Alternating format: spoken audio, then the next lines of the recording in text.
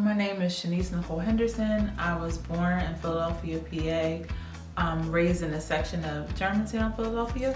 I feel like I had a pretty good childhood, but I also had some challenges. My mom and dad divorced at a very young age of 3.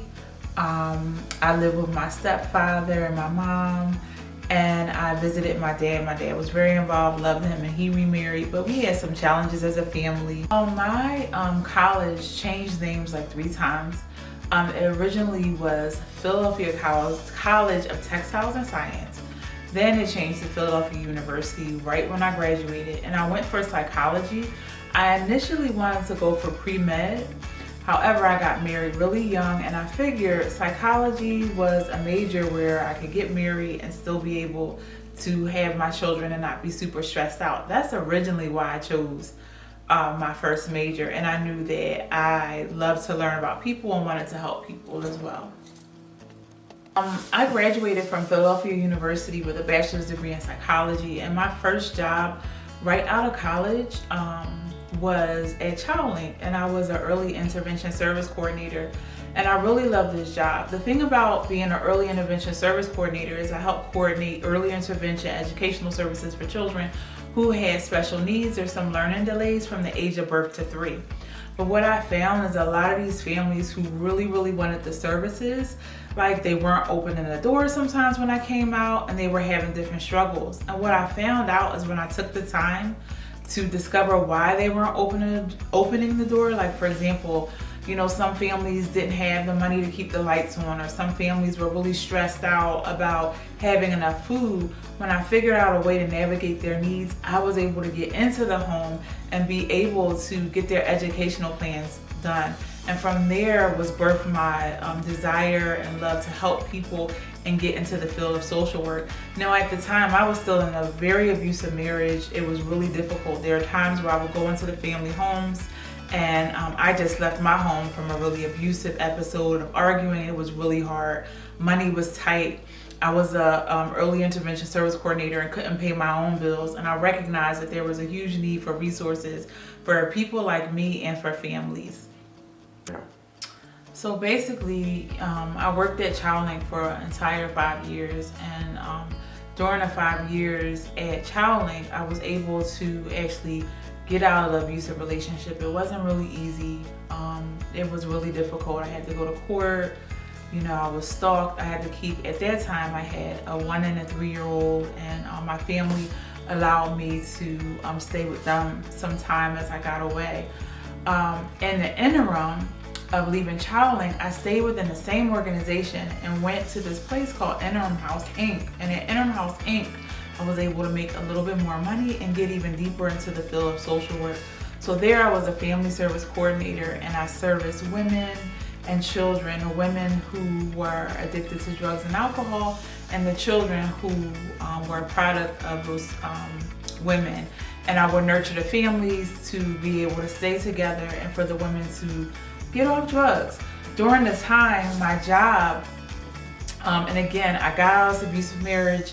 During this time, concurrently, me and the kids were able to be safe. The kids were in private school. We were in our own apartment. We were doing better, but it was still really challenging because I was a single mom.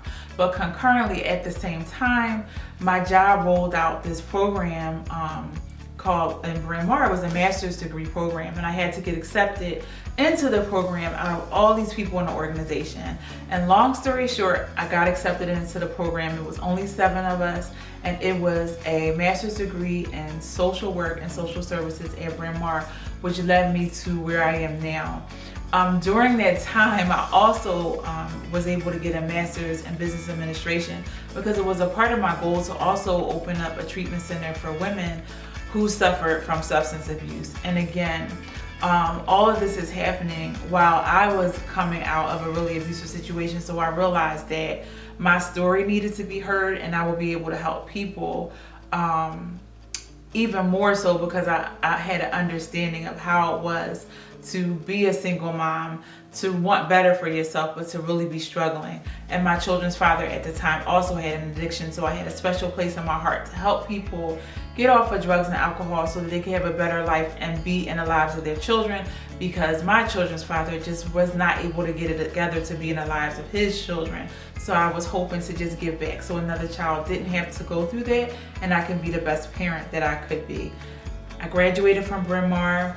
I also finished my MBA at the same time, and with a Master's of Social Work, I was able to move forward to where I am now, to become a clinician and to be able to practice therapy, pass my first licensure with the LSW, and now I have an LCSW. Now I'm a graduate professor of social work at Westchester University. I'm a psychotherapist. I have my own private practice. I'm also a yoga teacher. I teach at a yoga studio in the city of Philadelphia, and also provide staff wellness, therapy, and yoga services through 2 organizations in the area of Philadelphia, because there are a lot of people who do this work who are suffering from their own secondary traumatic stress from helping others. I also am a trauma training facilitator at a lot of agencies in Philadelphia, because my specialty is trauma. What else do? I do a lot of things. I do assessments for children to get intensive behavioral health services in the city of Philadelphia. I'm also early childhood infant mental health consultant at an agency in the city of Philadelphia. So I do a lot of wonderful things. So I work with, the frontline person, the client, all the way up to the CEO who may need supportive services.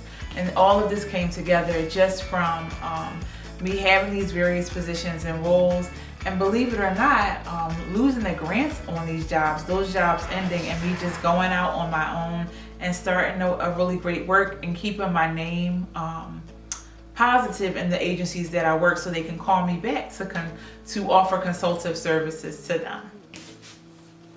Well, faith first comes from me. I'm a Christian, and I love the Lord, and I believe that having faith in Him to make it through the day is the first thing. Second of all, I believe in movement and breathing. Movement and breath has become a part of my career, a part of my purpose, and it's one of the things that I utilize to take care of me. I'm a yoga teacher. I love yoga. Right now, I'm not able to run because I'm recovering from an injury, but I love to run. I love to work out. I love to lift, because I can kind of expend all the energy and all the stress that comes with working with people who experience trauma right on through my body. So I just love moving my body to exert stress. I also love jewelry, accessories, things that are pretty. They make me happy too, and that's how I take care of myself. The favorite thing that I do, and I can't really call exactly what I do as one job, because I do things across various agencies, but it's to watch someone who's referred to me, or to watch someone I work with where people have lost all hope for really rediscover themselves, to be able to heal, to be able to move into a life that is not based off of survival, like their experience of trauma has offered them, but they're actually living a life worth living and thriving and healing. Maybe they recover from drugs and alcohol. Maybe they're able to manage the stress of their job. Maybe they get their kids back. But I love watching someone who once may have come to me hopeless be really literally filled with hope. There is hope, and healing is actually possible for everybody.